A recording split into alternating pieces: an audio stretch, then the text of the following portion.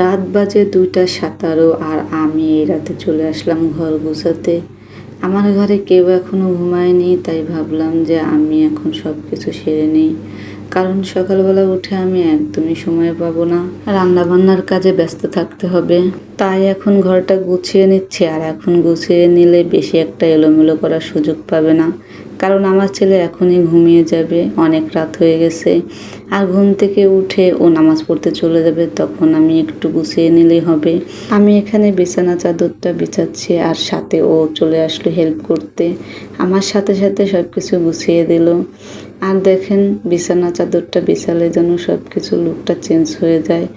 আমার ছেলে যখনই বিছানা চাদর বিছাই না কেন, সাথে সাথে ও চলে আসে। এসে দেখেন এভাবে শুয়ে থাকে। আমার মনে হয় এটা প্রত্যেকটা বাচ্চারাই করে। ছোটবেলায় মা যখন বিছানা চাদর বিছাইতো তখন আমি ওরকম করতাম। কিন্তু আমার কাছে মনে হয় প্রত্যেকটা ছেলে মেয়েরাই বিছানা চাদর বিছাতে গেলে একটু এরকম করে, ভালো লাগে ওদের কাছে। আমরাও যেমন ছোটবেলায় এরকম করছি, আমাদের কাছেও ভালো লাগছে, ওদের কাছেও ভালো লাগছে। আর এই যে ড্রেসিং টেবিলটা দেখতে পারতেছেন, এইটার উপরে সব কাগজপত্র, আমার ছেলের ইলেকট্রনিক তারপত্র যা আছে সব কিছু এটার উপরে থাকবে। মানে আমার কোনো জিনিস এর উপর থাকবে না, তবে ওর সব কিছু থাকবে। আমার জিনিসগুলো সব কিছু নিয়ে ও চোখে যে উঠিয়ে রাখবে, আর ওর ওইগুলো রেখে একদম ভরে ফেলবে। আর আমার ছেলের পিচির যে টেবিলটা, সেই টেবিলটার উপরেও সব কিছু রাখবে। ওর জন্য কোনো কিছু গুছিয়ে রাখা সম্ভব না, ও সব কিছু এলোমেলো করে দেয়। আর আমার এই শখের চুড়ি দুটো দেখে আমার খুব ভালো লাগলো। গুছাতে গিয়ে একটু হাতে ধরে নেড়ে চেড়ে দেখলাম, অনেক দিন যাবতেই হাতে দেওয়া হয় না। আমার এই থানা কাটা অনেক পছন্দের একটা জিনিস, আমি সবসময় এটা ইউজ করে দিলে খুবই ভালো লাগে। আর কাগজ উঠিয়ে ফেলছে আমার ছেলে। আর এইখানে দেখেন চোখের জন্য আমার ছেলের কত ওষুধ, 2টা ড্রপ, একটা ভিটামিন আর চোখের চশমা।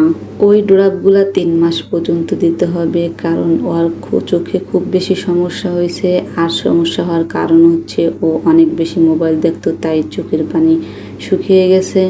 তাই সবসময় এখন ওর কাছে থেকে মোবাইল দূরে রাখি। আর আপনাদের বাচ্চাদের মোবাইল কম কম ধরতে দেবেন, কারণ মোবাইল দেখলে চোখের পানি শুকিয়ে যায় বাচ্চাদের। আমি তো আগে বুঝতাম না, কিন্তু আমার ছেলের এত বড় ক্ষতি হওয়ার পরে এখন বুঝছি। আমার বড় ছেলে এখানে বসে পিচি চালায়, আর দেখেন টেবিলের কি অবস্থা, যখন যা পায় তখন তাই রেখে দেয়। ও তো রেখে দেয়, সাথে ছোটো জনও রেখে দেয়। আর আমার ছেলে কিন্তু পড়াশোনার পাশাপাশি কম্পিউটারে কাজ করে। ও হচ্ছে গ্রাফিক ডিজাইনের কাজ করে, ইউটিউবে থাম্বনেল বানানো, পোস্টার ছাপানো বা ছবি এডিট করা। ও এই কাজগুলো করে থাকে। যদি আপনারা কেউ কাজ করাতে চান তাহলে আমার সাথে যোগাযোগ করবেন।